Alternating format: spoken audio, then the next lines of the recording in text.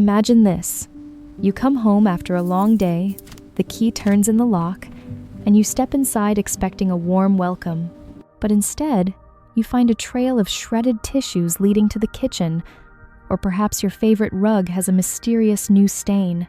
You look at your dog or your cat, and there it is, the squinted eyes, the lowered head, the tail tucked so tightly it is almost invisible. They look away, refusing to meet your gaze, or perhaps they offer a tiny, tentative wag of the tail. In that moment, you say it out loud. You know what you did, don't you? You look so guilty. But what if I told you that in that exact moment, your pet is not feeling a single ounce of guilt in the way you understand it? What if that heartbroken, shameful expression is actually a brilliant, ancient piece of biological theater? Today, we are going inside the mind of your furry companion to decode the survival masquerade. You'll learn why your pet isn't actually sorry, and why that makes their love for you even more incredible. First, we have to talk about the anthropomorphism trap. As humans, we are wired to seek connection. When we see a pet cowering after a mess, our brains immediately translate that body language into human emotions like shame or remorse. We think, he knows he broke the rules. This is what psychologists call projection. In 2009, Dr. Alexandra Horowitz conducted a landmark study that changed everything we thought we knew about the guilty look. She found that dogs showed the exact same submissive signals, regardless of whether they had actually eaten a forbidden treat or not. The trigger for their guilt was not their own past action, it was the owner's reaction. The moment you walk in and your energy shifts, perhaps your shoulders tense, or your voice takes on that sharp, disappointed edge, your pet's high-definition senses pick it up instantly. They aren't thinking about the trash they knocked over 10 minutes ago. They are reacting to the threat of your current mood. To understand why they do this, we have to look back at their ancestors. In a wild wolf pack or a colony of feral cats, social harmony is everything. Conflict is dangerous. It leads to injury or, worse, expulsion from the group.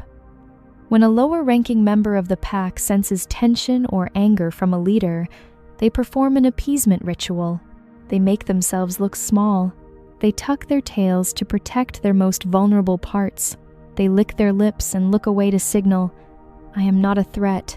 Please don't hurt me. I accept your authority.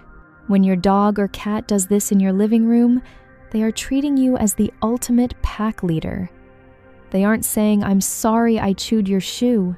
They are saying, I see you are angry, and I am doing everything in my power to make you calm again, because our bond is my only safety. This is a conditioned reflex, a masterpiece of domestication. Over 10,000 years, the animals that were best at looking sorry were the ones most likely to be forgiven, fed, and kept warm by their human partners. They didn't evolve a moral compass. They evolved a social survival kit. Let us go deeper into the biology of that guilty moment. What is actually happening inside your pet's brain when they look up at you with those wide, sad eyes? It is not a moral calculation, but a chemical storm. Scientists have observed that when a pet senses conflict, their body triggers a stage 2 stress response. Adrenaline spikes, and their heart rate begins to climb. To combat this internal tension, they perform what we call displacement behaviors. Have you ever noticed your dog suddenly yawning right after you scold them? Or perhaps your cat begins to groom itself intensely as if you aren't even there.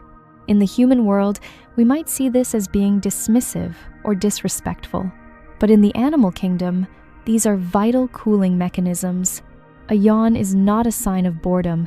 It is a physiological attempt to lower their blood pressure and signal to you the source of the tension that they are trying to de-escalate the situation. Even the whale eye, that moment when you can see the whites of their eyes as they look away, is a defensive posture. They are keeping their heads still to show submission while keeping a wide-angled visual track on your movements. It is a state of high-alert defense, not a state of reflective shame. They aren't thinking about the wrongness of the chewed slipper. They are entirely focused on the rightness of surviving your current anger. This brings us to a beautiful, yet often misunderstood truth about our bond. When we scold a pet and they offer that guilty look, we often feel like we have taught them a lesson. But research suggests that animals have a very short window of association.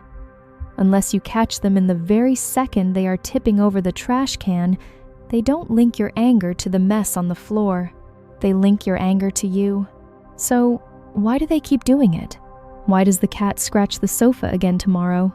Because their biological energy surplus or their predatory instincts are often stronger than a memory of a scolding that happened hours ago. To them, the guilty look is simply the price of admission for living in your world. It is a tax they pay in the form of submission to keep the peace with the giant, emotional humans they love. Understanding this changes everything. When you see that face, instead of seeing a bad dog or a naughty cat, try seeing a creature that is so attuned to your emotions that they will physically transform their body to soothe you. They are offering you a white flag of surrender. They are saying, "I don't understand why the air feels heavy, but I will make myself small so you feel big and safe again." This isn't a story of manipulation. It is a story of profound, cross-species adaptation. They have learned to speak our emotional language, even if they don't share our moral vocabulary. They have sacrificed their wild autonomy to become masters of our domestic peace. So, the next time you walk into a mess and see that guilty face, take a deep breath. Recognize the survival masquerade for what it truly is, a testament to how much they value your presence. They aren't asking for forgiveness for a crime. They are asking for a return to the warmth of your smile. If you've ever looked into those eyes and felt your heart melt, you now know why.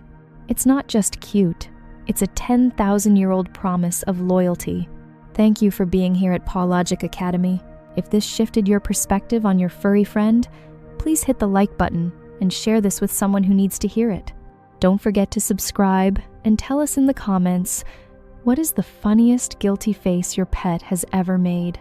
And stay tuned, because in our next video, we are going to dive into the mystery of the slow blink.